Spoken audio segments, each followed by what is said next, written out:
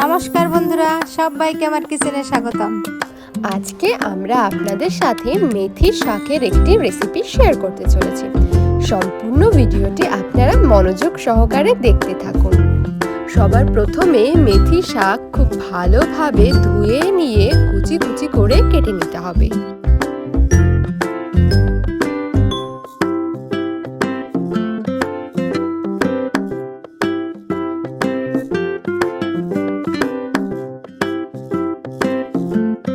মেথি শাকের এই রেসিপিটির সঙ্গে আমরা মোরলা মাছও রেখেছি, আপনারা চাইলে স্কিপও করতে পারেন, এটা অপশনাল। মোরলা মাছের সঙ্গে ভালোভাবে নুন হলুদ মাখিয়ে নিতে হবে।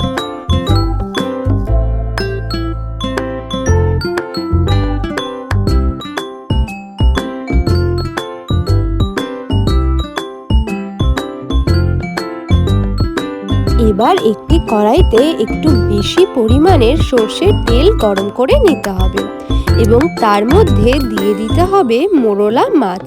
মাছগুলোকে ভালোভাবে ছড়িয়ে দিতে হবে।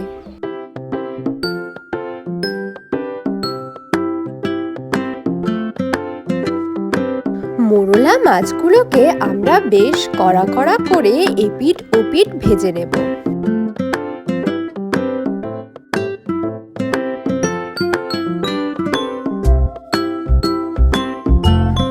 কড়া করে মাছগুলো ভেজে নেওয়ার পর একটি পাত্রে তুলে নিতে হবে।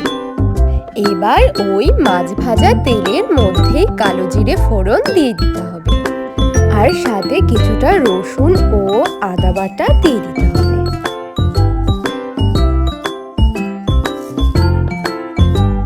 এবার দিয়ে দিতে হবে ছোট ছোট টুকরো করে কেটে রাখা আলু।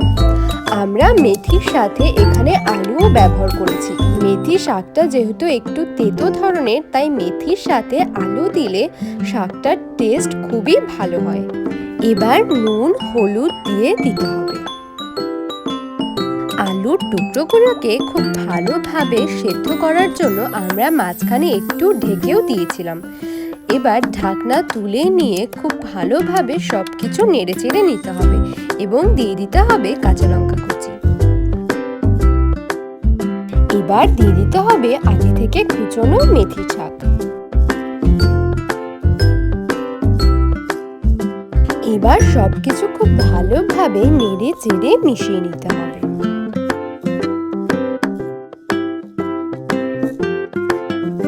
শাকটাকে খুব ভালোভাবে ভেজে নেওয়ার পর এবার দিয়ে দেব আগে থেকে কড়া কড়া করে ভেজে রাখা মোরলা মাছ। ব্যাস, এবার সবকিছু ভালোভাবে নেড়ে চেড়ে মিশিয়ে নামিয়ে নিলেই রেডি হয়ে গেল মেথি শাকের এই রেসিপিটি। সম্পূর্ণ ভিডিওটি দেখার জন্য অসংখ্য ধন্যবাদ।